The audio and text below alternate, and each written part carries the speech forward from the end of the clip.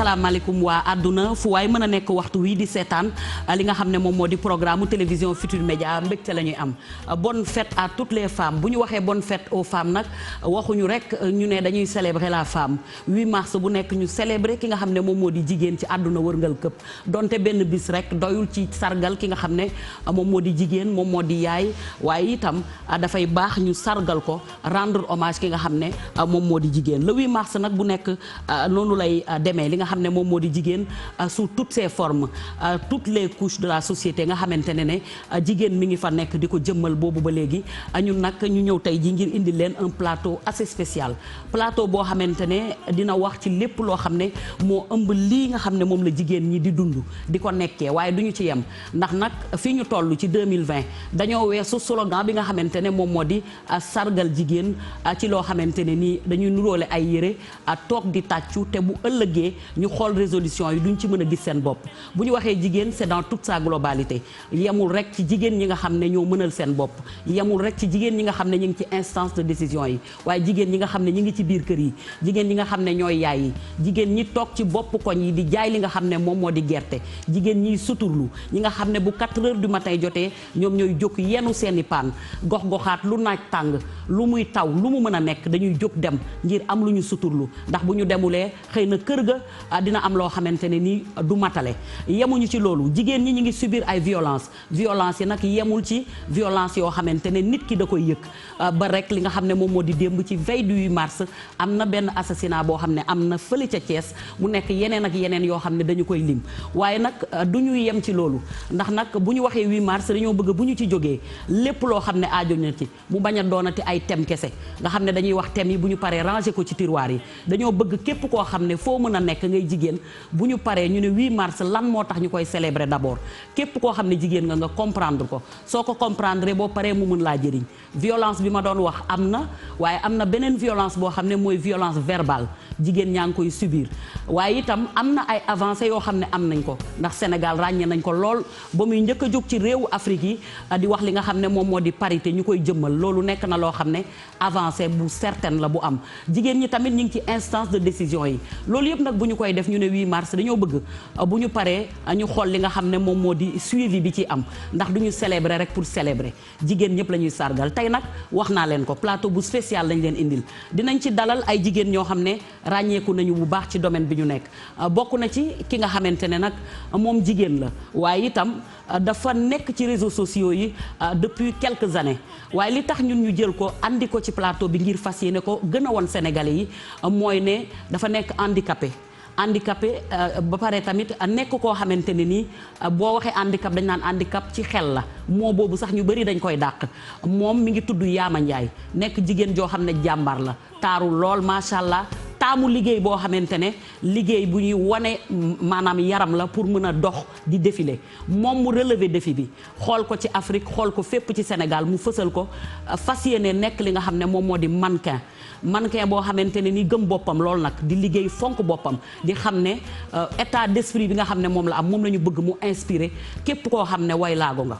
bu loolu wéyee dinañu dalal ki nga xamante ne une grande dame la moom itam mu nekk koo xam ne ñu ngi koy duppee madame Leila Fall Leila moom itam nekk na jigéen boo xamante ne jàmbaar la ci domaine am mi ngi nekk ci wàllu li nga xam ne moom moo di parc automobile waaye yemu ci ak service yi nga xam ne moom moo ko wër mu nekk jigéen joo xam ne day privilégié pour autonomiser li nga xam ne moom moo di jigéen ñi ndax jigéen ñi booy xool jafe-jafe yi ñuy am li leen koy teg yenn saa yi mooy di nga nekk ci néegu sëy ñu lay méttital sax doo ci mën a génn ndax nag amuloo noo xam ne moom nga koy gérer ndax liggéeyuloo moom nag ci loolu lay œuvrer jël ay jigéen def leen ñu nekk ay taximan nekk ay li nga xam ne moom moo di dawal camion di dawal ay oto moom ci transport lay yëngu te jigéen la gën a favoriser mu am plus de 50 employés yore parc automobile bu doy waar te jigéen ñi la ko gën a jagleel donc loolu moom moo tax tey jii ñu andi ko pour xool savoir faire am ak nan la def ba taxawal li nga xam ne moom moo di structure am loolu bu loolu wee ñu ñëw ba tey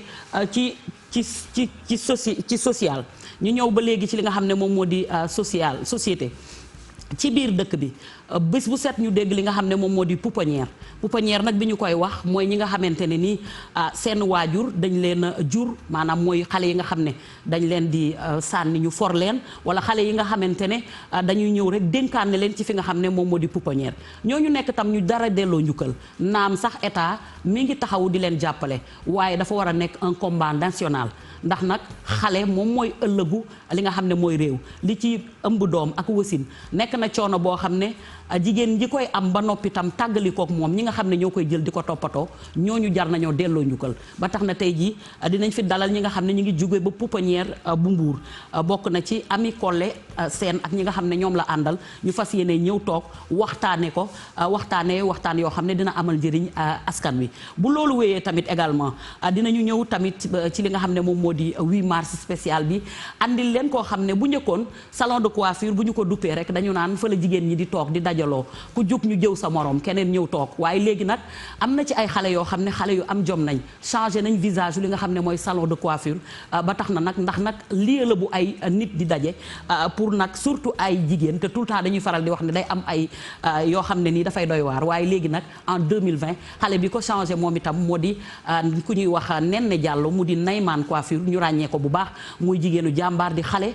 di daan doole moom itam nekk ci milieu de la coiffure dina fi ñëw ñu fas yéene dalal beneen jigéen ndax tey plateau bu spécial la te 8 mars la ñu wax te jigéen ñi ñoom ne ko moom dinañ dalal Marie Ndiaye Marie Ndiaye nag moom artiste la boo xamante ne diggante Gambie ak Sénégal ku ne xam na ne amul rëdd ndax dëkk boo dem di nga laajte làkk bi ba mu des fi nga xam ne mooy Gambie ak Sénégal ñuy ñaari dëkk yoo xam ne dëkk yu nekk bokk ndey ak baay la moom nag mu def tamit fan yee fësal boppam ci benn vidéo ak titre bu doy waar boo xam ne mi ngi ci ànd ak kii di Abdou Guité Seck mu duppee ko gëm sa bopp li tax ñu koy indi tey nag gëm sa bopp mooy slogan bi moo tax ñu andi ko mu nekk xale boo xam ne bu woyee tey di ngeen xam ni ndaanaan dëgg la muy artiste bu mag di xale boo xam ne am na avenir lool ci wàllu way moom la ñu andi ba noppi itam tey di birthday am kon tey mbégte la ñu am ngir indi leen donc mi ngi noonu mais laataa ñuy dugg ci waxtaan bi ngir andil leen invité yi nga xam ne ñoom lañ leen andil ngir bégal leen tey dafa am benn ku jigéen moom itam tey jigéen ñee aye nañ ñu ko may koo xam ne ñi ngi koy wax Clara madame Gaye la madame Gaye dafa def benn film boo xam ne film bu doy waar la film bi àlantam yéen a ngi ciy gis ñuy andi li nga xam ne moom moo di proverbe yi ñuy faral di wax Kocc Barma jigéen soppal te bul wóolu jigéen ni weena mi sëggee noonu la sëggee xelam matul ak yeneen am na harcèlement ci biir am na li nga xamante ne dans le milieu du travail harcèlement ci kër yi ba ci bureau yi ak yeneen i fait yoo xam ne soulevé nañ ko ci un film extraordinaire boo xamante ne la directrice générale bu nag Rafinel mu di madame Gaye Clara moom moo ko def ndax moom itam li tax mu am particularité boobu mooy 90% ci structure am yi muy employé ay jigéen lañu du ñu def lenn nag lu dem xooli film boobu ngeen toog xool ko muy film bu doy waar bu dellu si waatee ñu dalal leen gan yi nga xam ne ñoom leen andi ngi fas yéene célébrer la femme vie Diouf ñu dem.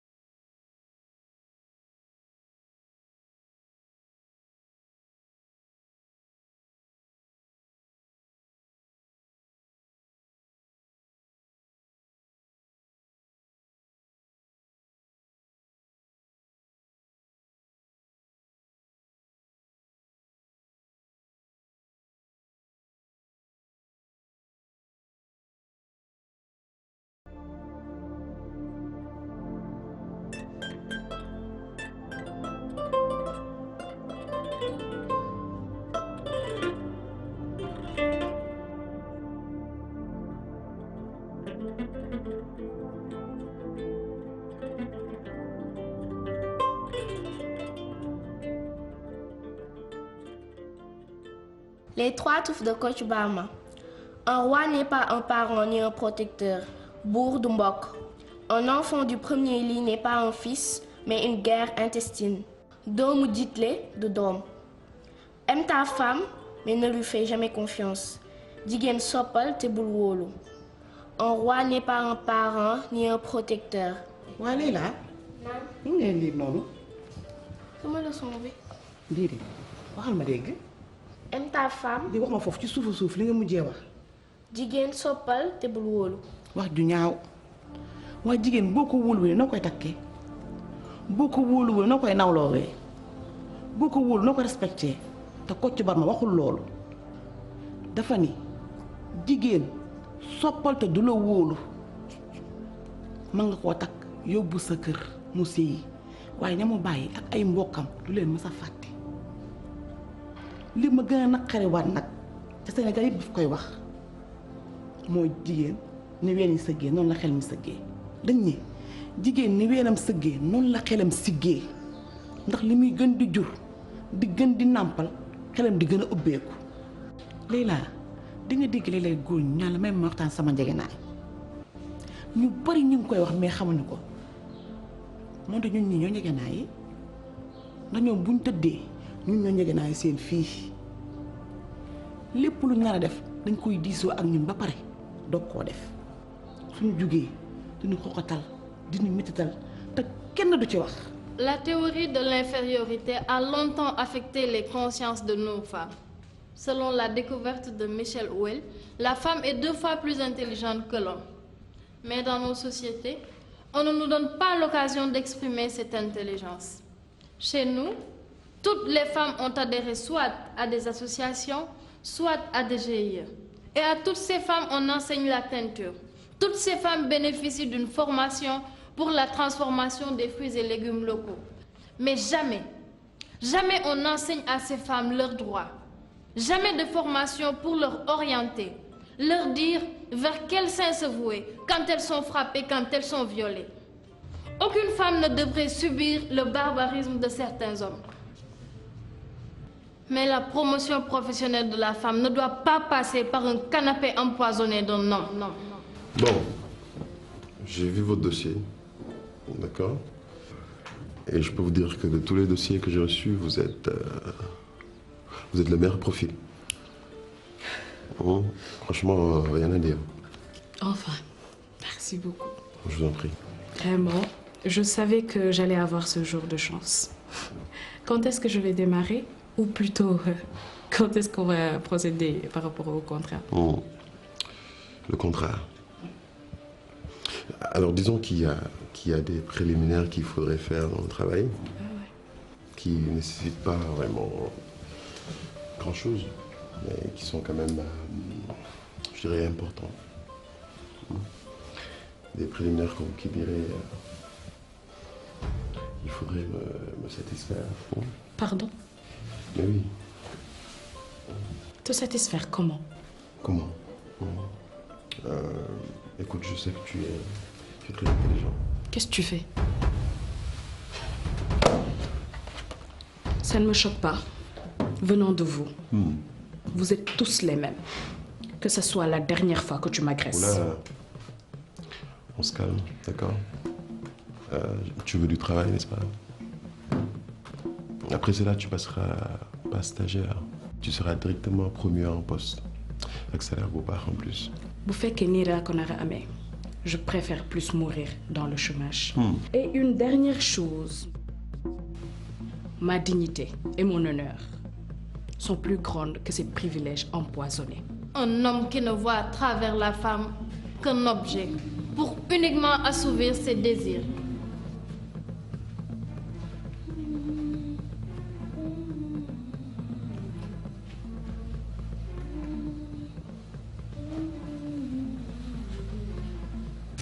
Ami. Oui, tonton. Sa tata waxul woon ban heure lay ñibbisi. nee woon na ma dina guddee de tey.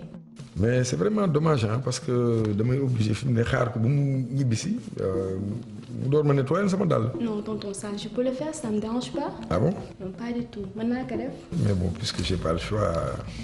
daal di fi nekk. Mi ngi ci suufu rondel bi.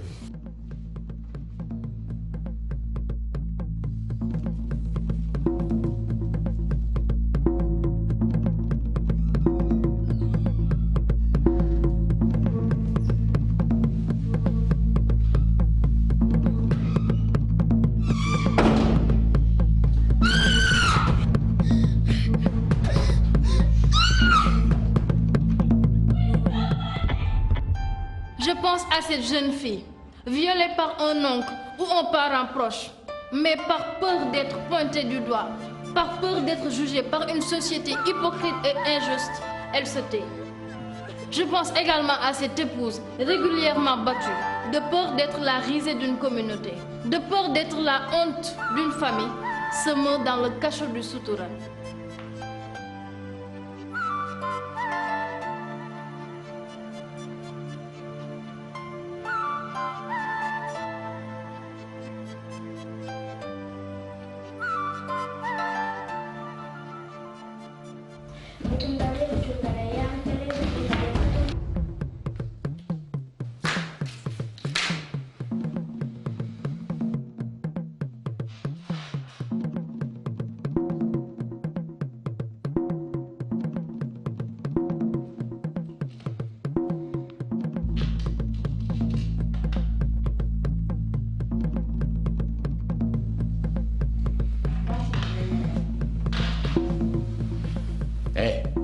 Dégage.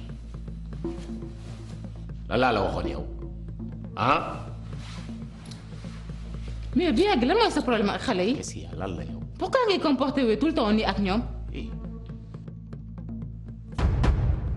na mujj tey may waxate ak xale yi nga ciy dugal sa làmmiñ ngay rey gat di duul di wax nii lan la ah yaay seen ndey nga yar leen. may seen yaay dëgg la moo tax may veiller seen éducation. xiifuñu maruñu raflewuñu lépp lu ñu bëgg maa ngi si daw pendant tout ce temps yow mi nekk seen papa lan nga def xamuloo sa doomi lu ñu bëgg xamuloo lu ñu bañ baaroo baar nga wër fa bi yàggi trop c'est trop yow lan la. ok yow kon dañ la pompé ah dañ la pompé ba ngay waxee ak man nii di ma yuuxu.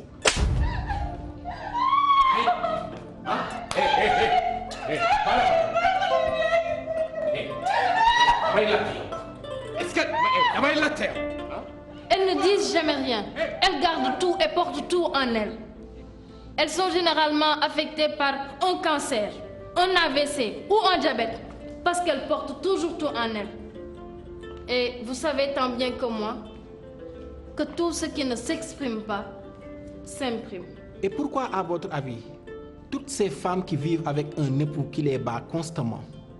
ne prennent-elles pas la décision d'entamer une procédure judiciaire ou tout simplement partir? Parce que d'abord, cher professeur, dans notre société, nous n'avons pas le culte de la dénonciation. Et ensuite, le problème de l'autonomie se pose. Je vous explique. Une fois mariée, la femme quitte le domicile familial pour la maison conjugale. Et là, elle commence à prendre de nouvelles aires, à s'installer. Et lors des visites de courtoisie chez sa famille d'origine, dans cet espace qui fusionne, elle commence à se gêner. Et chez l'époux, malgré tout, elle est nourrie et logée. Mais pas de formation professionnelle, pas d'études. Ainsi, elle accroche ses rêves et ambitions à un homme. Un homme qui ne la voit plus comme une épouse à chérir et à protéger, comme l'indiquent les textes sacrés, mais plutôt comme un vulgaire objet, pour uniquement assouvir ses désirs. L'alba, Wanyba. Une fois qu'elle est autonome, le problème est résolu. Même rêve, ku fi am xaas kenn du la dóor wala balaa ñu laa dóor ñu seetaat ko. Seule l'autonomisation de la femme et la prise de conscience des victimes peut permettre à résoudre ce problème. Depuis quelque temps a été votée la loi portant sur le viol et la pédophilie. Les organisations féminines peuvent pousser comme des champignons. Et les femmes auront beau marcher tous les jours de l'an, 365 jours sur 365 jours. Mais le problème restera toujours le même si les victimes ne se prennent pas en charge. Si elles ne décident pas de briser le silence. Le changement que nous voulons commence par nous-mêmes. Amul pap, amul nijaay. Kuma yërëmul duma la suturaal. Quand on refuse, on dit non. Et on n'y va pas par 4 chemins.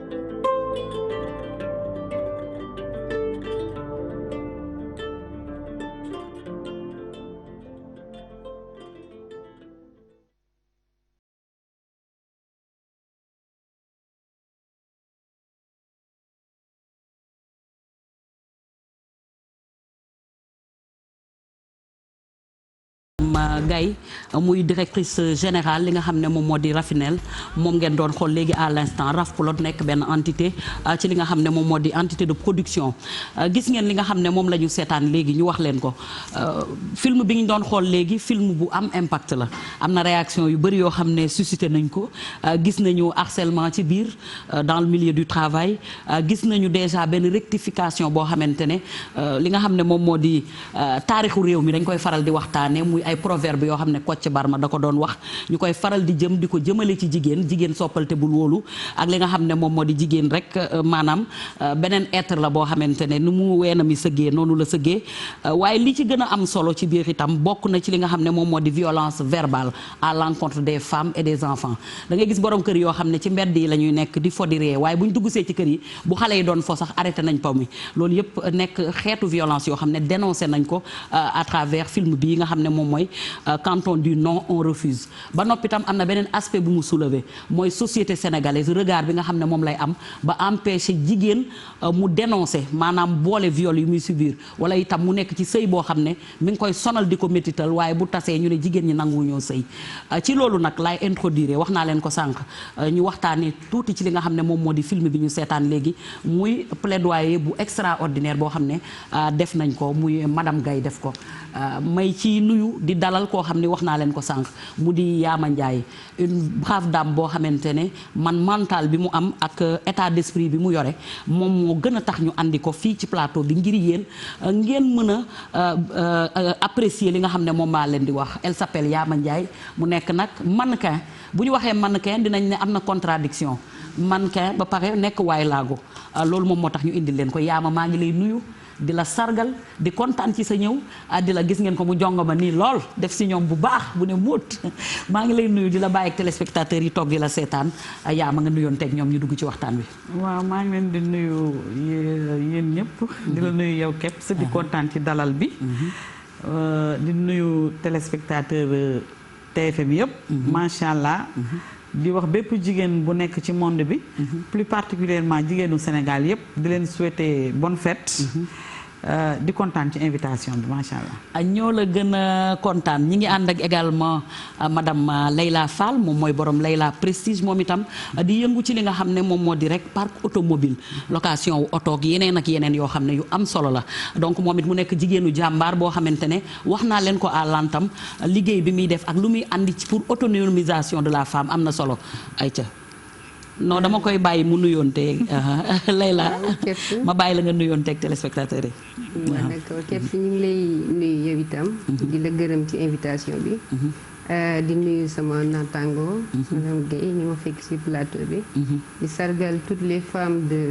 du monde. particulièrement les femmes sénégalaises. les braves dames yi nga xam ne ñu ngi ci dëkk bi. di góorgóorlu tey ñu wax ni seen bés la et pratiquement amuñu sax benn ñun. chaque jour suñu bés la. mais tey daal ñu ngi sargal jigéen ñooñu ñëpp. di kontaan bu baax ci invité bi. ñoo la gën a kontaan njëriñ la ñu fiy jëlee ci waxtaan wi tey jii ñu ñëwaat ci ki nga xam ne moom moo di Yaama lan moo la dikkee ba nga jékki-jékki ne yow métier moo xamante ne de buñ koy def dañuy war di dox maanaam. yow nga jékki-jékki relever défi boobu ne man damay def li nga xam ne moo di mannequinat lan moo la ci poussé. waaw Kebs métier bi li ma ci dugal mooy sama doom bu jigéen moo ma motivé pour ma def ko parce que man mosuma ko gis ku ko def moom moo ko gis via sur le net mu ñëw ne ma yaama ma ne ko naa mu ne ma ndax xool nga kii ma ne ko léegi nag dama bëgg nga def ko ma ne ko duma ko def de mu ne ma di nga ko def de mu ne ma yaama lii yow man xam naa ne yow am nga courage yu def ko te boo ko defee di nga réussir ma ne ko ah way mu ne ma waaw ma ne ko ah waaw kon nag ñu seet rek far yàlla def nag ma dugg ci internet bi di xool ci laa dugg ba gis benn agence bu fa nekk ma contacté leen bi ma leen envoyé message messenger ñu répondre ma wax leen ne ma wax ko ne ko dama soxla seen numéro monnaie bi ñu jox ma ko ma woo ko bi ma woowee waa ji borom agence bi maa ngi leen di nuyu sama waa agence nga may ma ko de passage waa Mot Mannequinat Sénégal bi ma ko woowee au début il était un peu réticent parce que xam nga du neexut a dégg lu ko jiitu moom nga njëkk a contacté moom laa njëkk a contacté wu ma Samba ma contacté wu ma Demba dama laajte rek ci seen page ñu jox ma numéro ma contacté ko moom directement moniteur bi mu ne ma léegi nag il faut nga ñëw ma gis la ma ñëw bi ma ñëwee mu xool ma bon bëggoon na ma jël bëggul ragal na man tamit ma convaincre ko ma ne ko leen rek laa lay xam ma ne ko dañu nekk ci monde boo xamante dañu nekk ci 21e siècle léegi amoon mun naa mën a ko c'est révolu on est de l'avant gis nga man mii mun a ak sama chaise bi mun naa mën a ko yow ci ngay tàkkee ba faaw wala ci ngay fayee ba faaw ndax man li mun naa mën a ko man boo fexee ba ma nekk mannequin mun naa mën a ko yow ce sera une première dans l'histoire ma wax ko li nga xam ne moo fi nekk mu ne ma way ma ne ko waaw mu ne ma ñu dem mën nga def li ma ne ko waaw mën naa ko mais bi may dem dama doon dem ak fit ak jom ak bañ a tas sama yaakaari doom ak am défi bu ma war a relever parce que musuma gis des fois dañuy def yenn plateau yi sax daf may naqari nag parce que dañuy def yenn plateau yi mais doo ci gis femme handicapée yi te loolu du dëgg wekkuñu ko fenn ci dëkk bi lañ bokk ci société bi lañ bokk dañu war di boole ma am ku ma mës a dajeel ma laaj ko ma ne ko yow de depuis que ngay def émission bi musuma la gis nga jël femme handicapée mu ne ma bañuma ko mais designer yi solalaate yére ñoom ñoo nangul fa handicapé yi sol seen yére ma ne ko ah oui ma ne ko daf ma ko wax nag j'étais choqué mu métti ma nag parce que nag man keps du ma la wax man dama égoïste man ci benn côté man li ma doon dama ko gëm dama naw sama bopp dëgg la waaw man mais doguma la waaw mais état d'esprit boobu boo ko amee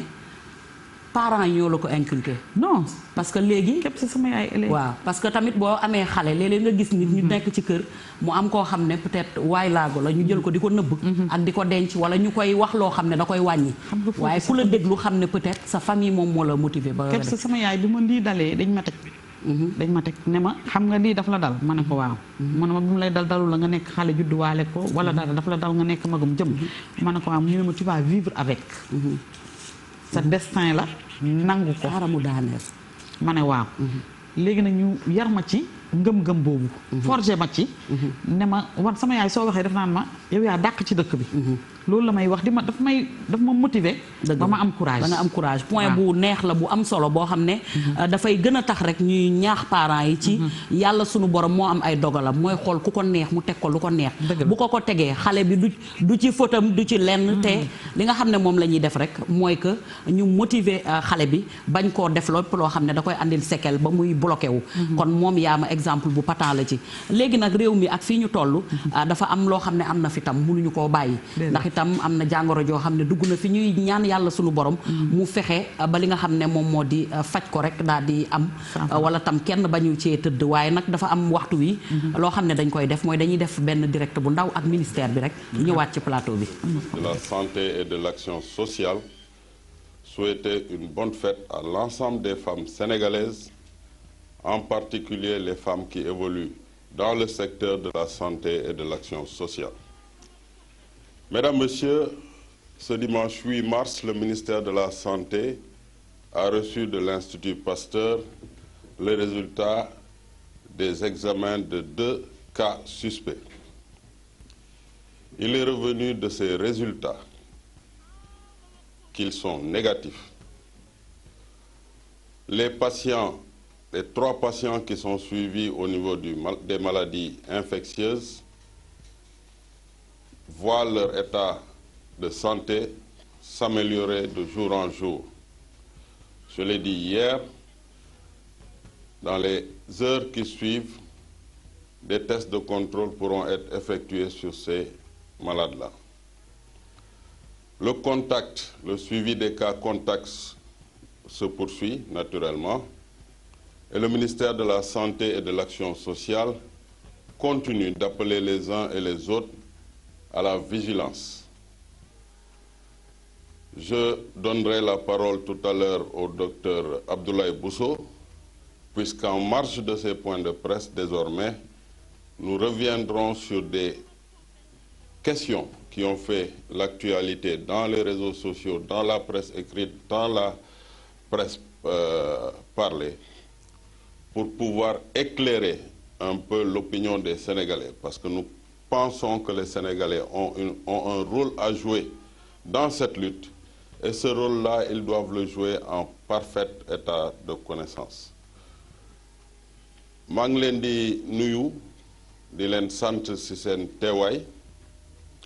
di leen defal point wu tey dibéer 8 mars bu ñu waxee 8 mars nag dañuy xalaat jigéen ñi moo tax monsieur le ministre de la Santé et de l'Action sociale di souhaiter bonne fête jigéen yi nga xam ne ñu ngi ci biir Sénégal rawatina nag ñi nga xam ne ñu ngi ci secteur de la santé et de l'action sociale. Ministère de la Santé comme ni mu ko baaxoo di defee jot na ay résultats yoo xam ne Institut Pasteur moo ko jox résultats yi concerné na ñaari cas suspect résultats yooyu may wax léegi ne résultats yu négatif la donc bu ñu jàppee ci loolu Sénégal mu ngi am ñetti cas mooy cas yi nga xam ne ñu ngi leen di hospitaliser service maladies infectieuses et tropicales te ñooñu seen état de santé mu ngi amélioré wu ci waxtu yi wala fii ak suba dinañ defaat ay test de contrôle comme niñ ko defee woon ci benn cas bi nga xam ne déclaré nañ ko guéri. Ministère de la santé nag mu ngi ñaax askan wi pour ñu gën a dolli vigilance wax naa ko fi démb situation bi amélioré wu tamit mun nañu amaat yeneen cas mais li ci am solo mooy teel a gis cas bi teel ko faj ci suñu doxalin. dañuy saytu ci médias yi saytu ci réseaux sociaux yi saytu ci commentaires yi question boo xam ne moo gën a nekk incompréhension suñu digganteeg askan wi looloo tax tey docteur Bousso mi ñëw tey dina waxtaan ak askan wi ci wàllum cas suspect yi ndax nit ñëpp am ci firnde yu leer am ci aussi xam-xam boo xam ne dina leen jëriñ ci seen lutte parce que damay wax peuple sénégalais bi dafa bokk ci xeex bi te xeex bi Sénégal yépp a ko war a xeex du doon ministère de la santé rek du doon état bi rek mais ñépp a ko war a xeex maa ngi leen di sant di leen di jox docteur Bousso parole bi pour que mu door explication yi ci français après mu dem ci wolof. Merci. Je rappelle que le docteur Abdoulaye Bousso est le directeur du. koy gis ci wàllu réseaux sociaux yi wala ñu koy xool bu baax a baax ci li nga xam ne moom moo nekk jëm ci wàll yenn mbir yi maanaam mu leeral indi leeral comme ñu. Bonsoir, mesdames et messieurs. Donc, je suis venu un peu pour faire le point sur une information qui a circulé eu égard au refus du ministère de la Santé de procéder au test d'un passager qui a eu à voyager avec un des patients qui a été confirmé positif. Je voulais juste faire une précision sur la stratégie de suivi des contacts. Parce que ce qu'il faut savoir, c'est que c'est un élément extrêmement important dans la lutte de l'épidémie. À chaque fois que nous avons un cas positif, nous avons l'obligation de voir toutes les personnes qui ont été en contact avec ce cas. Et dans ce cas-là, nous avons deux groupes de personnes. Ce que nous appelons les contacts à haut risque. Ces contacts à haut risque, ce sont les personnes qui ont été en contact avec la personne au moment où il a commencé à développer sa maladie. Et pour le premier cas, c'était sa famille, ses collègues de travail. Et il y a un deuxième groupe de contacts qui sont, par exemple dans ce cas-là, c'est les voyageurs qui étaient dans l'avion. Et pour nous, ces voyageurs sont des contacts de bas risque parce qu'en fait, cette personne, pendant son voyage, n'a pas développé de signes. Cette personne a commencé à développer ces signes quand il était déjà dans le territoire sénégalais. Je rappelle que, on l'a dit, l'incubation de cette maladie dure de 2 à 14 jours. Et que pendant la période d'incubation, le malade n'ayant pas de signes ne peut contaminer personne. C'est à partir du jour où il commence à développer ces signes qu'il commence à être contagieux. Donc tous les passagers, même si de manière pratique nous les considérons comme bas risque, nous les suivons. Nous avons la liste de l'ensemble des passagers qui nous a été transmise par la compagnie Air Sénégal. Pour les contacts à haut risque, ces contacts, nous avons une stratégie particulière. C'est des contacts que nous suivons tous les jours. Et c'est extrêmement important ces contacts parce que c'est des contacts qui ont le plus de risques de développer la maladie. Maintenant, concernant les examens de laboratoire, ce qu'il faut savoir, et je pense que vous pouvez le comprendre maintenant quand je parle du délai d'incubation, quand une personne ne développe pas des signes, le résultat du laboratoire est négatif. Donc il est inutile de faire un examen de laboratoire à une personne qui n'a pas développé de signes. Ce n'est pas parce que vous avez voyagé avec une personne qui est malade et qu'au moment où vous êtes bien portant, vous n'avez aucun signe qu'on vous fasse un examen de laboratoire. Cet examen sera négatif. Et ça ne veut pas dire que vous n'avez pas la maladie, parce que vous pouvez développer la maladie le lendemain ou quelques jours après, quand votre période d'incubation sera terminée. Et donc il faudra qu'on ait raison gardée et qu'on ne fasse pas, en tout cas qu'on ne diffuse pas ces genres d'informations, disant que tous les passagers des vols dans lesquels nos cas confirmés ont été, qu'il faut qu'il aille à l'Institut Pasteur faire le test. C'est inutile. Dans toutes nos stratégies, même pour les cas suspects de haut risque, c'est-à-dire les personnes qui ont vécu avec la personne pendant ces maladies, nous ne faisons pas systématiquement un test de laboratoire. Maintenant, pour ces cas, dès que ces cas commencent à développer des signes, une fièvre, des problèmes respiratoires, ils ne deviennent plus des cas contacts, ils deviennent ce qu'on appelle des cas suspects. Et quand on devient un cas suspect, c'est là où cette personne, normalement, est extraite de son lieu d'habitation, envoyée au niveau des services de maladies infectieuses, et là, l'examen de laboratoire est fait. Et au décours de cet examen de laboratoire, si le cas est confirmé, donc il sera traité. Si le cas est infirmé, il est exéaté. En tout cas, il est redirigé dans une structure pour le prendre en charge. Donc c'est extrêmement important de le comprendre. Et vraiment, au nom du ministre de la Santé et l'ensemble de l'équipe, c'est juste vous appeler en cas de besoin d'information, de vous adresser aux techniciens du ministère de la Santé qui, aujourd'hui, je pense que cette audience le montre, sont complètement ouverts à donner toutes les informations nécessaires. ma dellu ci wolof pour wax ci wàllu maladie yi nga xam en tout cas nit yi nga xam ne ñu ngi leen di xool bu fekkee dañu am kenn ku feebar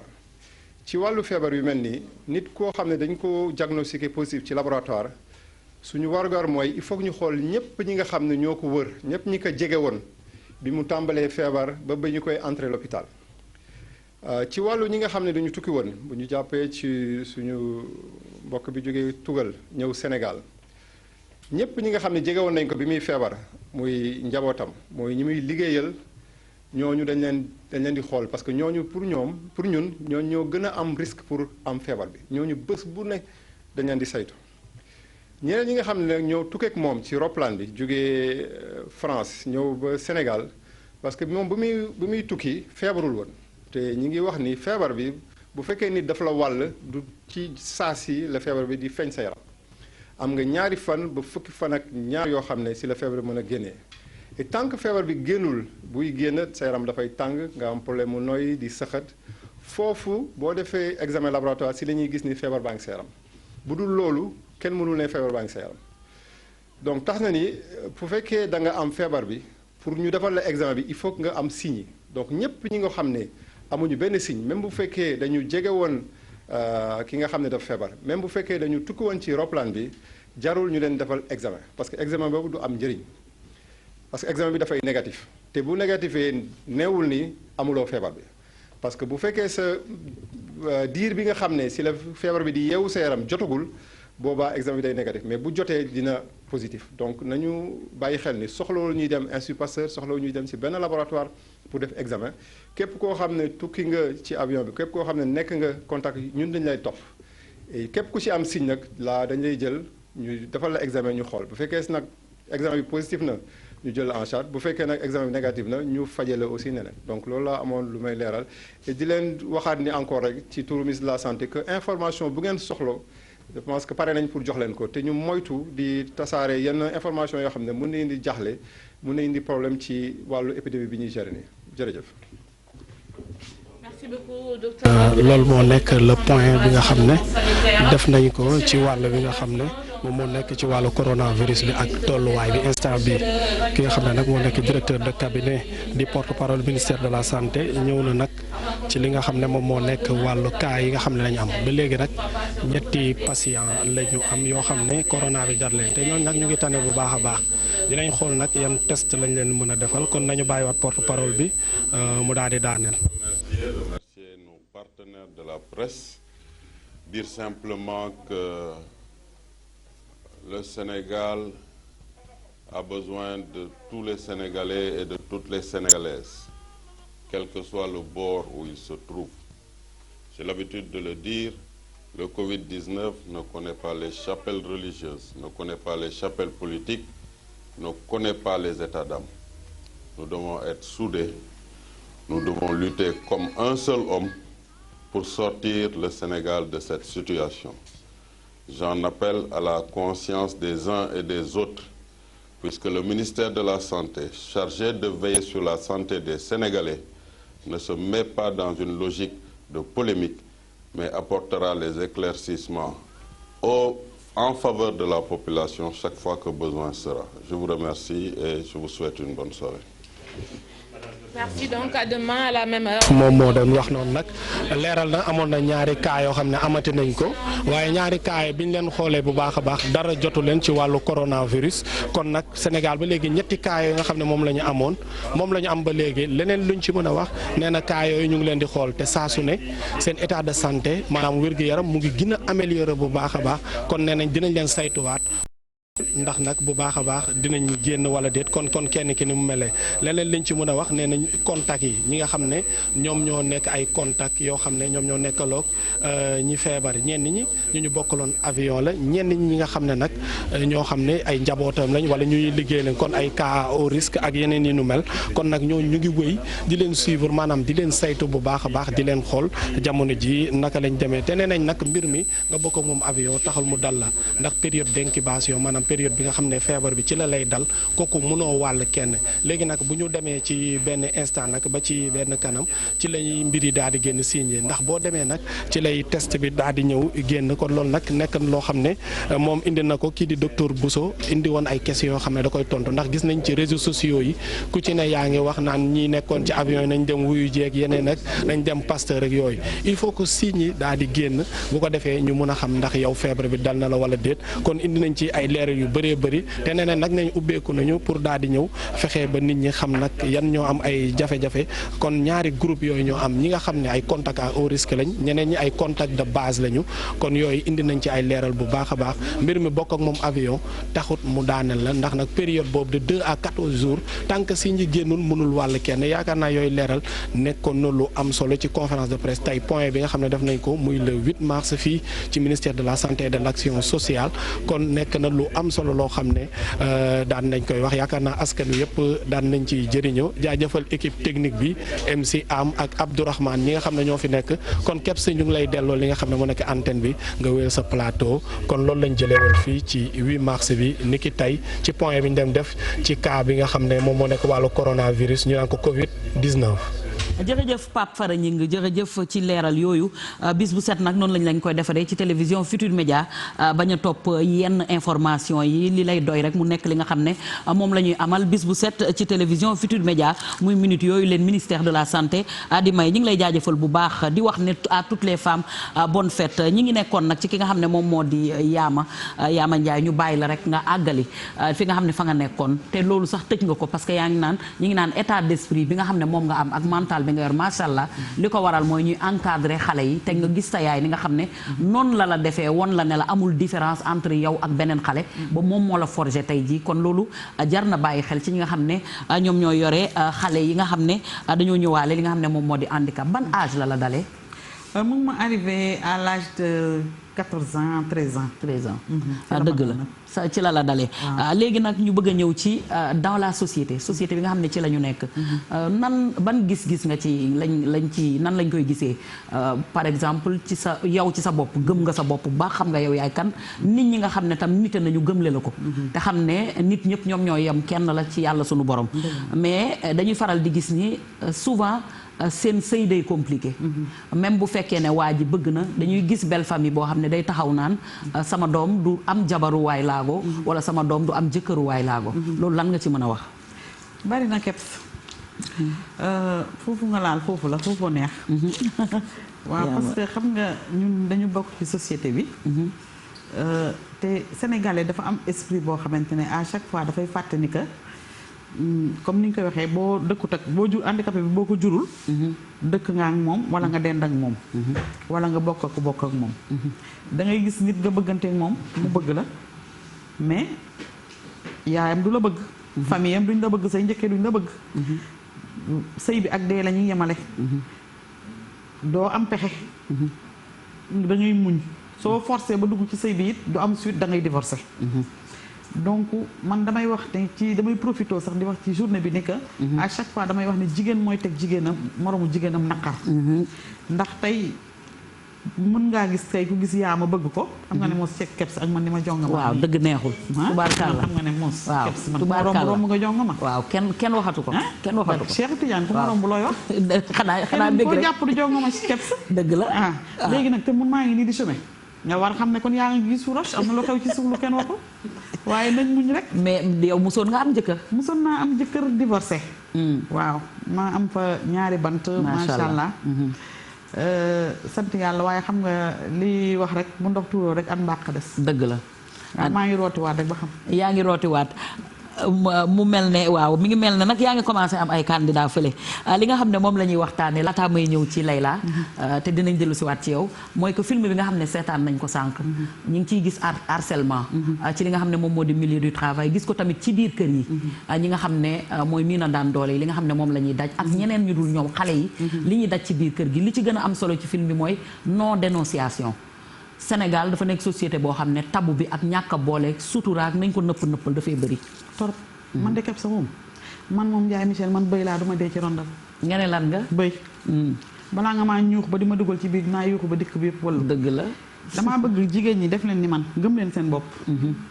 gis nga fi yàlla rek a fi ne koo yaakaar yàlla la yaakaar muy jëkkër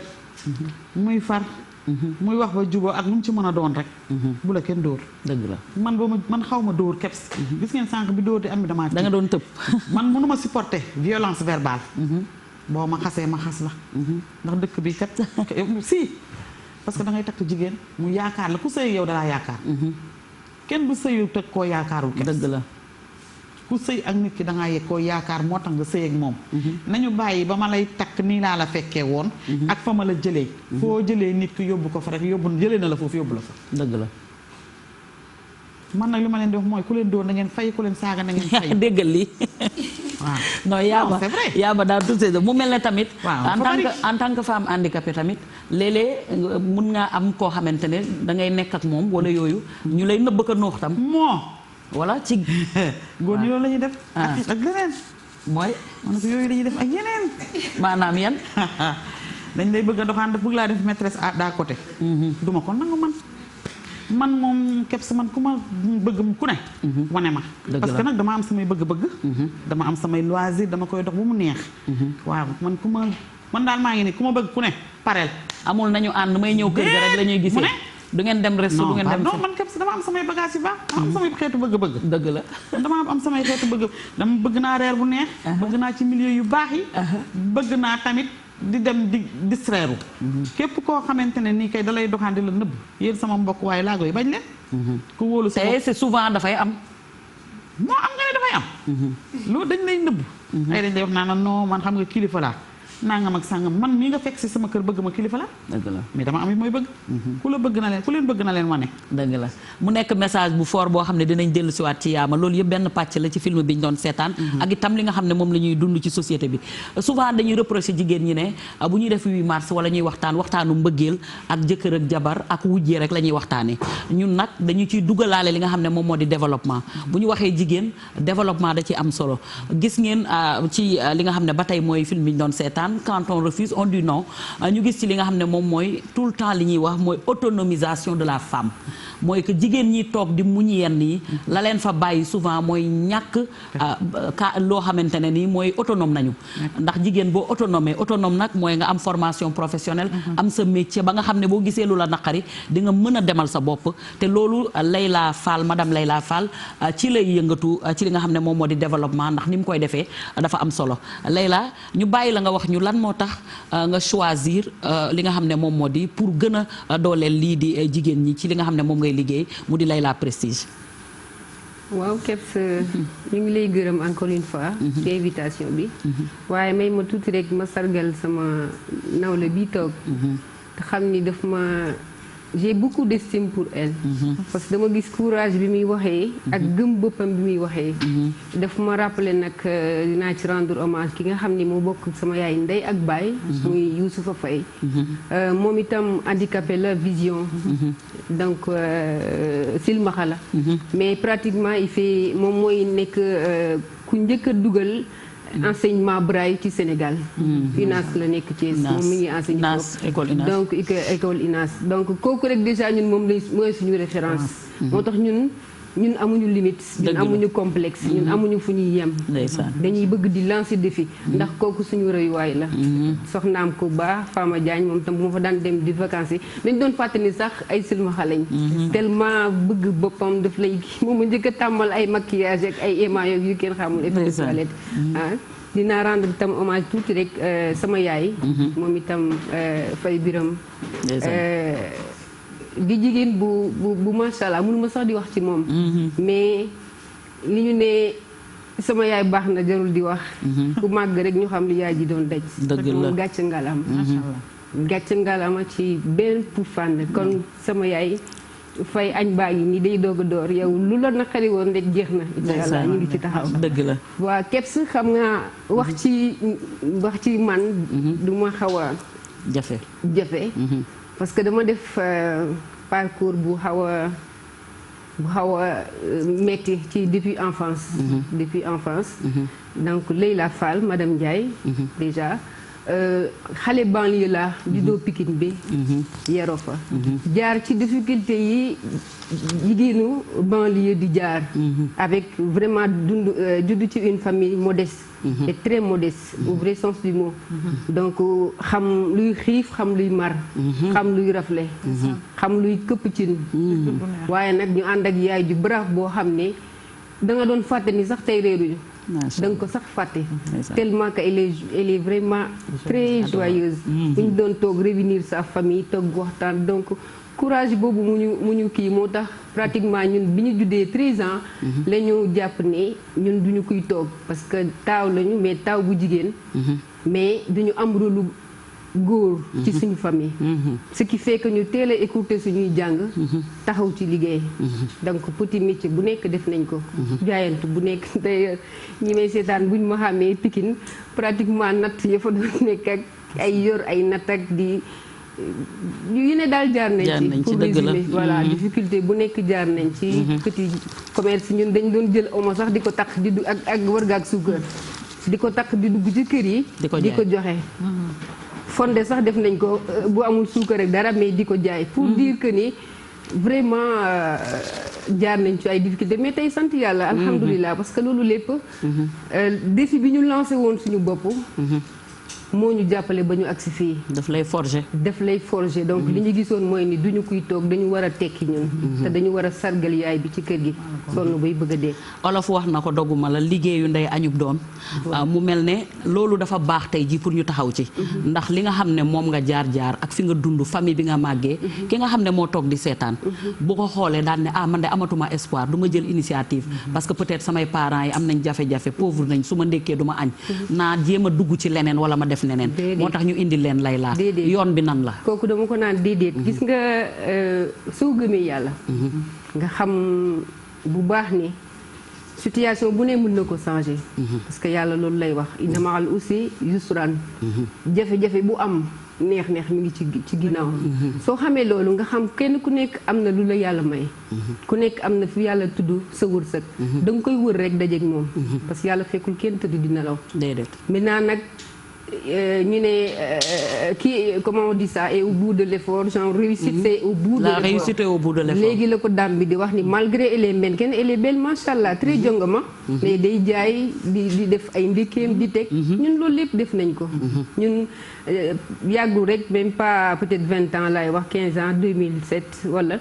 suñu formation sax parce que benn instant dañu daggoon suñu jàng. mais reprendre donc suñu formation sax pratiquement formation informatique assistante de direction buñ koy def ñun biir université ànd ak suñu moroomu collègue yi nekk université ñun dañuy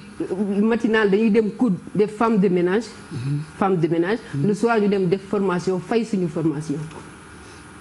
macha allah donc à 16 ans ñu marié teel a am njaboot mais teel ko téye.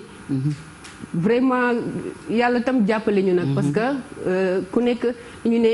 jàmbaar amul ku yàlla jàppale moo am ku yàlla jàppale moo am. donc ce qui fait que bi ñu ubbee Layla Prestige encore une fois ñu wax ci société bi moom itam ay moyens yu minime lañ ko ubbee.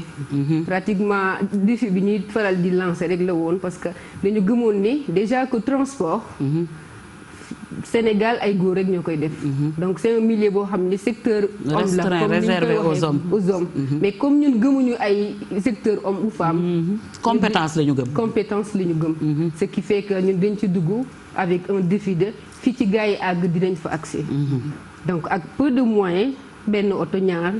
boo xam ni. pas de benn oto nga commencé. waaw ci lañ ci commencé. nànk-nànk. pratiquement bi ñuy ubbi agence bi j'étais seule avec mon mari. amuma woon pour mën a jël personnel et tout mais maa nekk ci agence bi maay def secrétaire maay def standard wuy téléphone maay def en même temps sama multiservice. transfert d'argent et tout. finalement les gens dañu doon étonné le fait que bu ñu ñëwee man la ñuy fekk maa leen di accueillir luy leen oto mais kuy def beneen transfert d'argent tam maa la koy defal. et dama koy def le soir même à la couche 23h bu client woowee. damay jóg teg robe sama kaw kol dem aéroport dawal auto livré la. donc j'hésitais pas du tout. dama amoon objectif am lu ma fu ma tegoon sama bët jàppoon ni dinaa fa àgg.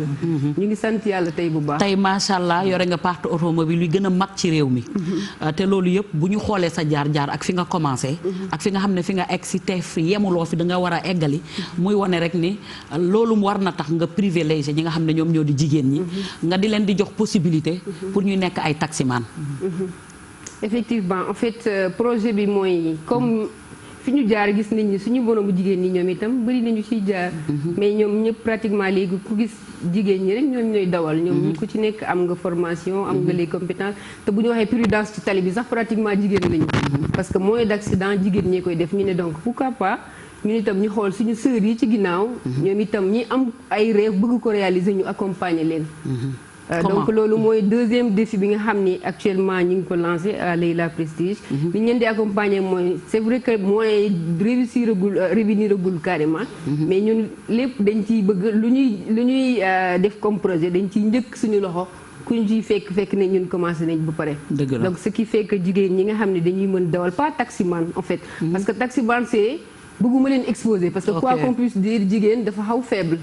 donc taxi ak n'importe quelle heure ak n'importe koy jël. waaw surtout sur le plan de domaine de sécurité. voilà ndax yeneen dëkk yi koy def am nga matuwaay yi tax buñ par exemple tey bu ñu demee ba guddi wala yan heure la. dinañ am possibilité jokkoo sur le plan de la communication. comme ni mu amee ci yeneen dëkk yi loolu moo tax du taximan mais un transfert. c'est bien d'expliquer un transfert de VIP. ok donc daam bi dañ leen di jël organise parce que puisque ñun dañuy liggéey yàlla may nañ ñu ngi liggéey ak autorités yi nekk ci Sénégal. corps diplomatie bi et tout. donc séminaire yi ñuy am dañuy soxla. des fois accueil parce que ku xam accueil. xam ni jigéen moo ko mën. jigéen mooy teeru mooy teral. ñu ne pourquoi pas ñu def concept boo xam dañuy jël les dames habiller leen avec des habits traditionnels. ñu ñëw aéroport avec des véhicules de luxe nag. genre Mercedes ay van et tout. ay personnalité bu war a ñëw chef d'entreprise chef de banque personnalité bu ñu am bu soxla soxla transfert jigéen bi mooy ñëw recevoir ko même su fekkee un étranger boo xamul Sénégal la moo koy jël recevoir ko accueillir ko dugal ko ci otoom conduire ko waxtaan ak moom jox ko ndox bu sedd jox ko kii en plus agréable ak moom ba ci hôtelam mu bàyyi ko fa mais ñoom dañoo am ay heures yu limité en plus transfert bi rek surtout ak guddi ak jigéen dawal transfert bi rek la ñuy def de ce fait bu client bu autorité bi bëggee rester nag ak séjour am dañ koy affecté benn chauffeur homme pour ay déplacement am dëgg la voilà mu mel ne nag autonomiser li nga xam ne moom moo di jigéen ñi ngir ñu mën a defal seen bopp yaa ngi ciy yëngu bu baax itam ñi ngi ciy yëngu bu baax parce que pratiquement yemuñu rek ci jigéen ñiy dawal parce que gis nañu bu dul dawal gis nañu femme mécanicienne ñi fi nekk daal pratiquement événement religieux boo gis dañ leen di gis ci tali bi ñu nekk di jàppale nit ñi mais pourquoi pas ñu encadrer leen jàppale leen ci li ñu ne genre fournir leen ay machines diagnostiques yuy permettre ñu mën a gën a def seen mécanique sans pour autant ñu jël ay risques parce que dugg ci suufu oto nga am risque ci jigéen dafa xaw a exposé wu trop et au-delà de ça aussi femmes yi nga xam ni dawaluñu duñu mécanicienne mais mën nañu raxas oto parce que raxas nettoiement ku nekk xam nga jigéen moo ko mën donc ou bien un centre où on va former les dames ñuy def lavage professionnel di raxas oto yi di yor entretien oto yi donc projet bi daal comme Leïla depuis ñu commencé 2013 ba léegi ñu ngi ci 7 ans phase bi ñu njëkkoon taxawal mooy phase def agence bi mu nekk aujourd'hui tey groupe la ñu parce que ñu ngi commencé ak Leïla Prestige Car SUAR mais tey ñu ngi nekk groupe Leïla Prestige avec une augmentation de capital donc yokkaat service yi ce qui fait que bëgg nañu ku nekk gis ci sa bopp dëgg la góor yi la ñu tàmbalee woon phase yu jigéen ñi la ñu nekk actuellement vraiment mu nekk jigéenu jàmbaar boo xam ne mu ngi jàpp ci bu baax li nga xam ne moom mooy tax jigéen ñu mën a autonome mën a demal boppam am na film boo xam ne seetaan nañ ko léegi ban gis-gis nga ci am en un mot laataa ñuy dugal nag artiste bi nga xam ne tam andi nañ ko ngir mu def li nga xam ne ku seen lee xam ne artiste peintre yi tey ji tamit ñoom it comme Sénégal yëpp ak àdduna yëpp dañuy rendre hommage li nga xam ne moom moo di jigéen waaw xam nga film bi liñ ciy jàngat mooy li ñu gis rek mooy les femmes sont pas autonomes indépendantes dafa baax gis nga looy bay foofu lu bari looy toog di ko muñ rek dafa fekk ni amoo beneen pexe wallaay boo amoon pexe doo ko nag te des fois njaboot toll foo xam ne bu la leneen buñ la bàyyi la ak say doom te sama góor ñu jubal ma da ci am ñu xaw a doy waar dañ lay bàyyi nga nekk xale bàyyi la ak ay doom nga yor seen sage donc day métti trop ci jigéen mu nar a yor doomam te amul benn donc yooyu femme bu ñu gisee ni buñ leen jàppale ba ñu mën a yor seen bopp dinañ sëy normal mais en plus dinañ nekk autonome te dinañ indépendante ce qui fait que duñu nangu toog ci ménage bu ñu leen di dóoree wala di leen saaga parce que nag jigéen nag am na leneen luñ ko war a def lu dul ay dóor ak ay saaga donc loolu moo tax vraiment ñu bëgg leen accompagner. dëgg la autonomisation de la femme jigéen bi mënal boppam dafa bokk ci ba li nga xam ne moom moo di bay jigéen ñi nga xam ne ñooy bay pour que terre yi ñu mën gën cee am accès loolu tam bokk na ci ponku développement boo xam ne day jëmale am réew kanam ndax boo tuddee mbay rek laal nga li nga xam ne moom mooy suqali dëkk te jigéen ñi souvent accès à la terre dafay difficile pour ñu nekk propriétaire moom li nga xam ne moom mooy li ñuy bayee moomal ko seen bopp ba mun ko indi bu ñuy wax lépp lu ñuy wax jigéen moo nekk au début et à la fin bu ñuy wax sax ci détournement ci structure bu mu mën a doon bu ñu jëlee 100 góor néew na loolu lu ñuy tudd jigéen loolu day wane ne jigéen ci kër lay commencer di gérer gestion wu kër rek nekk na loo xam ne liggéey bu ñu la dul fay par weer la kon jigéen dañ ko war a delloo njukkal jox ko place am bi nga xam ne moom la mérité ci société bi mu bañ a yem rek ci ay mots ak ay wax bu 8 mars jotee ñu célébrer ba pare bañ a jël résolution yi ñu ci pour jàppale jigéen mu jëm ci kanam bañ a jël résolution yi dugal ko ci tiroir yi jël jigéen def ko mu nekk koo xamante ne day tàccu rek ak nekk ndax bu ñu ne assemblée nationale ñu ne jigéen ñaa nga fa ñoo fa nekk di def li def laa non non non li ñu nekk moom moo di 2020 jigéen weesu na fu muy taxawee di nuróole ay yére wax naa ko àlantam bu 8 mars jotee ñu jox leen ay yére ñu nuróole ko bu ñu jógee wax ci jigéen nañ leen jàppale wax fii bu ko defee autorités yi taxaw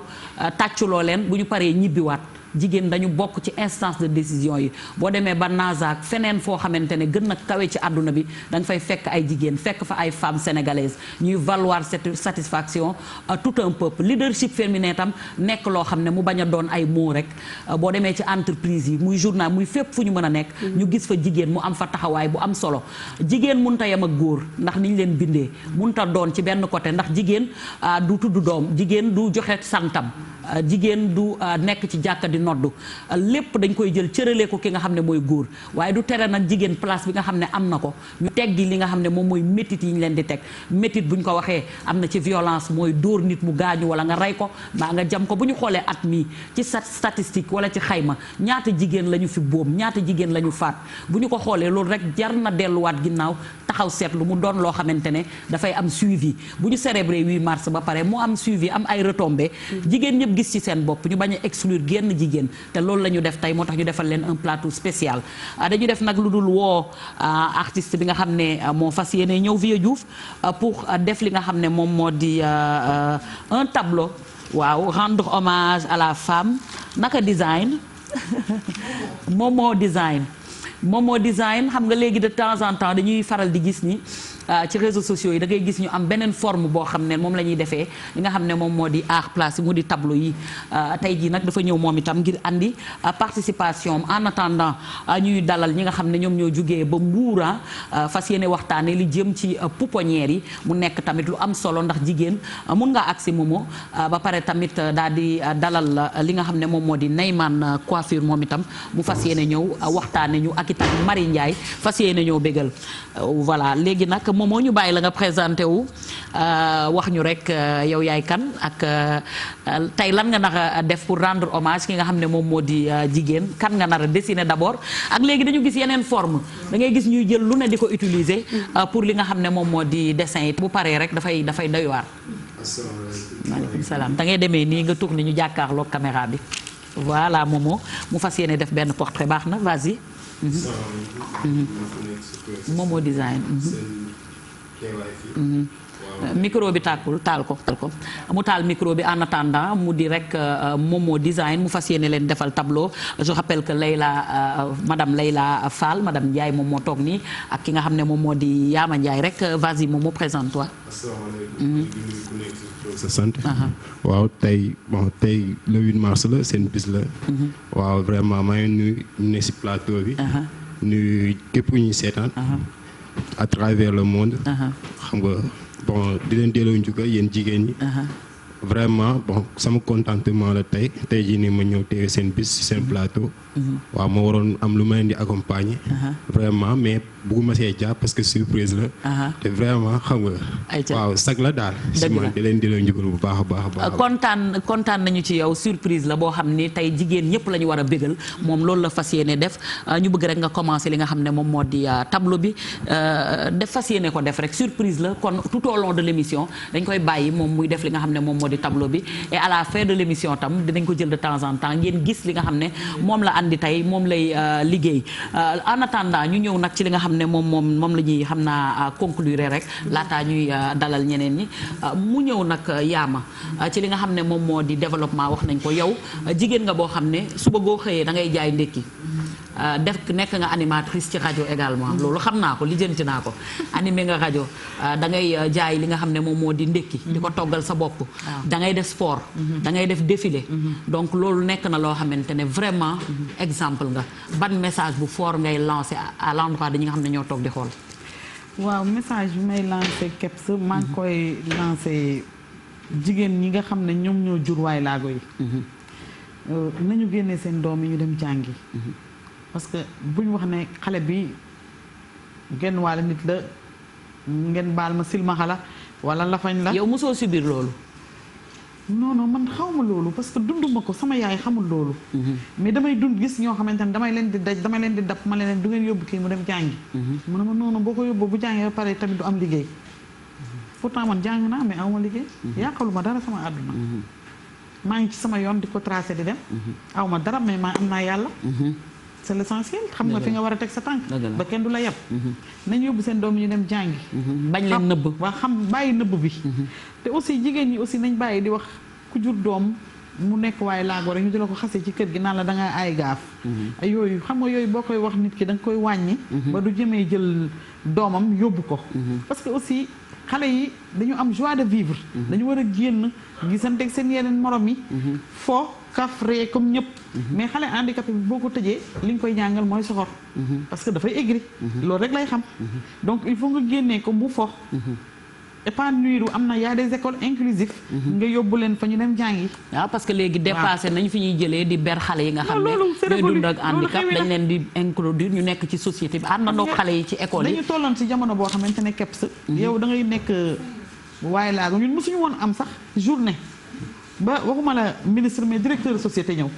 kooku mosul xalaatuñ bokkul woon sax ci suñu affaire. moo tax àdduna day dox te combat bi fi mu nekk léegi ñun au lieu que ñoom ñu wëri leen mais ñoom ñuy wëri. parce que xam nañ ñun li ñuy représenté ci quand même li des nag moom mooy parce que mënuñu ko négliger c'est 15% de la population sénégalaise. ñoom daal ñoo mën a dimbali seen bopp. waaw ku ci jur sa doom. dee ko soo bëggee ak yalwaan bi. waaw non yalwaan bi c'est autre chose. dafa métti.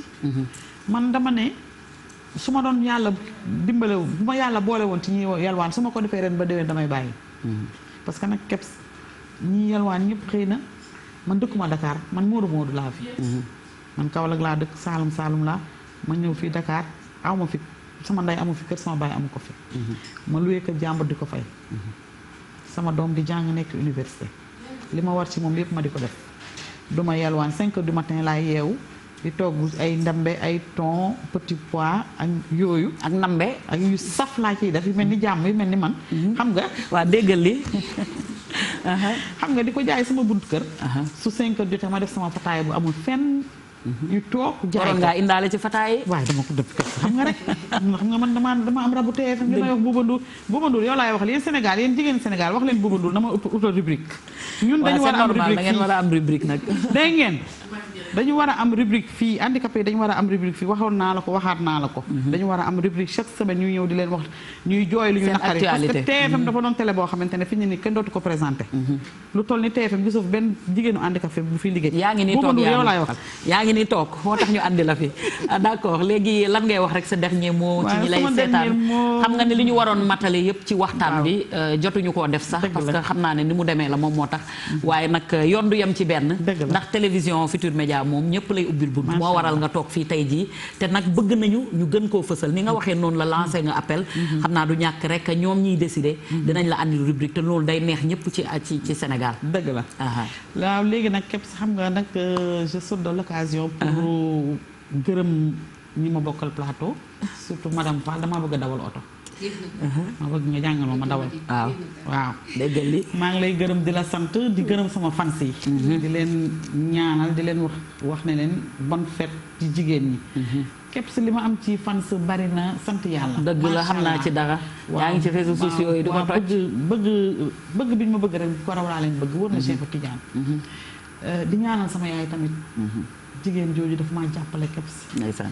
waaw Cissé Ngari ngeen meew jaaxaal maa damel galaay ndume dee la ma ci taar ba. déggal li surtout ñi maag Fanta. yow Ablaye Cissé galaay mooy sa yaay. waaw Aminta Aydara mooy sa yaay. yow yaa jàppale jonga ma ji toog. ba ma ñeme. macha allah yal na yàlla guddal sa fan. képp si nag mënumaa dem ci du ma gërëm ci defar bopp bi. siñoo na la de ëpp na. waaw lees na la siñoo na la kii defar bopp bi dama bëgg ñu ñaanal ko ci journée bi ba ma commencé ba suñu doonu yàlla tey dafa bokk ci nit ki njëkk a gëm ci ki ma njëkk a gëm. su ma ñëwee ne fuy sama ndey sarax ma damaa am casting wooy dimbale ma ndax su ma demee ñu jël ma mun a ma toogal. mu defal ma ba ma jekk su ma demee kenn du ma jël. dëgg la te loolu casting yi def nga casting yu bari. mais boo demee dañ lay beddi. non booy ñëw ngay xam ne bokkoo. su ma ñëwaatee beneen yoon ma ne ko oo nañ ma dem nañ casting dafa am mu jëlaat ma muy Fatou Sylla nekk Liberté 6 salon bëgg fàllu. maa ngi koy ñaanal barki Cheikh Tidiane taalibe Cheikh laa lu ma la ñaanal mu dal la. amiin amiin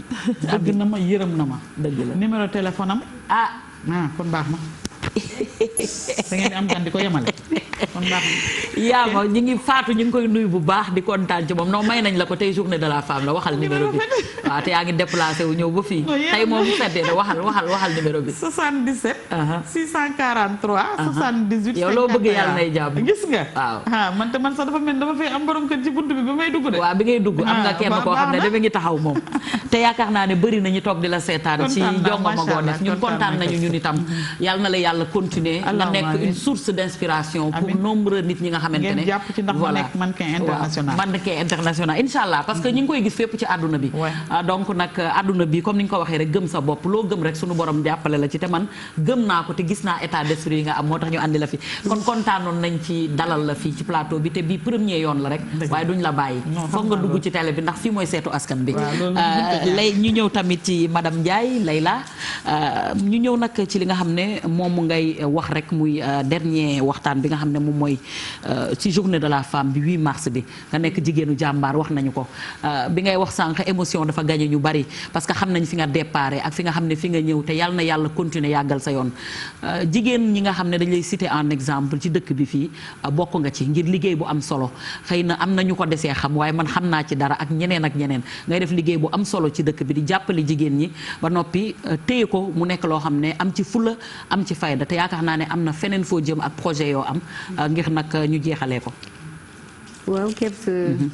ñu lay gërëmaat ci occasion bi ñu jox déjà ci 8 mars bi ñu mën a wax ak suñu sœurs yi pour wax leen ni rek bu ñu xàddi bu ñu tàyyi lu waay ne rek nekk ca te xam ni yàlla jeexul te loo gis tam benn lay commencer donc moo tax luñ ci mën a ne rek nañ ci ànd ak patience ànd ak muñ parce que yàlla sax da koy wax inna Allaha ma sabirin yàlla ñi muñ la àndal dara du xëy sotti te loo xaarul doo ko fa bu kenn xaar bi des fois mu métti ba ne nuux donc loolu moo tax ñoom li ñu leen di yokk courage mooy il faut se former aussi s'éduquer jigéen dafa il est temps que jigéen ñi jàng jigéen ñi am benn ouverture def technologie xam li xew ci dëkk bi bañ a limité wu parce que am nañu suñu place nag ñu ngi ci am nañu suñu place ci société bi mais il faut ñun ñooy oser kenn ku nekk jéem découvrir sa talent genre xam li nga mënee fi nga fooree nga gën fa appuyer parce que ku ne am nga lu la yàlla may kii macha allah jongoma la te bu defee men ki naa xam nga ni mu ngi noonu am na keneen ku nga xam ni ci commerce la gën a ay donc ñu gën a xam kii suñu bopp gën a jàpp ci suñu développement mais en plus avoir l'audace il faut oser parce que nañu génn ku jëlul risque doo am dara ku jëlul risque doo am dara nañu génn nañu ñemee investir nañu ñemee ubbi ay société ci yu tuuti ci lu tuuti lu ñu am nañ ko ñemee commencer parce que lu tuuti mooy dem ba jur lu bari mais aussi il faut bien s'entourer parce que ñun Layla bi ñu koy ubbi comme li ma la wax moyens yi peut-être bariwul mais on a su def benn équipe bien s'entourer genre jël ay cabinet tout ce qui est contentieux juridique cabinet moo ñu ci accompagner parce que tam bul ne lii loo xam ne la c'est pas pour man voilà fiscalité comptabilité cabinet moo ñu ci accompagner ñun nag ñu nekk suñu agence toog di recevoir donc affaire yi noonu la da nga am connaissance ci li ngay def mais am aussi ñu la ci mën jàppale épaulé la donc loolu mooy message bi ci biir loolu message bi ngay lancé dogguma la sànq bi ngay wax àllantam wax nga condition yi nga xam ne moo xëyuloo rek am lépp mu sotti am na jaar-jaar boo am yaa ngi koy wax ak émotion mais ci biir loolu jafe-jafe yi nga xam wax ni xam nga luy dëpp cin xam nga luy toog bëgg a lekk munoo lekk xam nga luy toog vraiment dund ci dund bu métti tey àdduna di dox ba nga xamante ne sa yaay bi nga ko tuddee sànq ànd na ak émotion nga dem ba sa liggéey permettre la nga jëndal ko kër dugal ko ci waaw sant yàlla bu baax Kebs xam nga pratiquement loolu sax rêve bu bépp xale la képp ku nekk di góorgóorlu rek ñu ne ndey jaa tax donc ku ne sa telal sa yaay nga bëgg mais daf ci am yaay yu spécial yu mel ni sama bos vraiment loo leen teral doyul ay jëndal leen kër loolu yëpp doyul xëy na yàlla moo demee nii rek mais ñi nga xam ni dañu épauler seen njaboot parce que da ci des fois day métti ci ñu mel ni man sama glace gi xaaratuñ ci métit bi bu méttee dañuy daw jël seen dàll dem mais ñi nga xam ni vraiment dañu marqué seen empreinte dañu accompagner seen njaboot parce que ñun boo gisee tey ñun dara feesul suñu bët Kebs déedéet ñun reewoon ginaar ak ree de som bi la ñu yemale pratiquement parce que loolu jigéen moo koy def ci doomam ma waxaat jigéen ñiy sëy ñu bàyyi xel bu baax ni ngay éduquer sa doom. parce que éducation c'est important. jigéen mooy éduquer doomam limité ko mooy def ci moom complexe waaye mooy def ci moom audace. moom mooy tax doomam ñeme dara du ko jomm ba dara du ba la noppi jomm mu yemale dërëm ak million lu waajuram am mu yem ci moo koy jox li nga xam ne moom moo di dignité mu am ko ba nga xamante ne yemale am ak ñàkk day tax bu wutee rek da koy teel a jot te loolu dafa am solo Layla vraiment kontaan nañu ci yow itam kontaan naa ci képp su may ma tuuti rek ma gërëm équipe bi nga xam ni tam ñoo nekk di ñu accompagner depuis commencement defe naa ñëw nga bërëb boo gis nga ni mu demee ay jeunes filles la aussi yoo xam ni tam ñi ngi ci liggéey bi jàpp ci mais ay góor tam yu ci ne ñi ngi gërëm tam borom kër bi nga xam parce que tam ku ñemee nag dañ laaj dee dëgg la te buñ ci wax jigéen tam buñ fi wax góor mi ngi ci yow tam di ko jàppale ñu baax lañu suñu càmmeñ yi ak suñu borom kër yi ñu ngi ñuy jàppale bu baax ñun journée de la femme dinañ valoriser femme dinañ def mais femme dëgg ak valeur am moom ci boppam xam na ni place am dëgg nag mooy mu nekk mère de famille nangul góor njiitam kilifteefam mooy def nga nekk jigéen pratiquement donc yàlla may nañu góor ñooñu jàppale bi ñuy commencé donc équipe bi nekk mélangé de ay jeunes yu nga xam ni seen doole ñu ngi koy indi ci Layla mais aussi ay âgés ñoo xam ne am nañu expérience bu ñu mën a accompagner ce qui fait que tey Layla pratiquement bokk nañ ci agence yi gën a mag ak ay vraiment des produits des matériels véhicules bus yu gën a luxe tey ci Sénégal ñi ngi koy def et le parc est passé de 1 véhicule à une centaine de véhicules ñu ngi sant yàlla bu baax ñu ngi sant yàlla bu baax. dëgg la ci loolu nag ma wax leen accompagner nañu ci émission bi.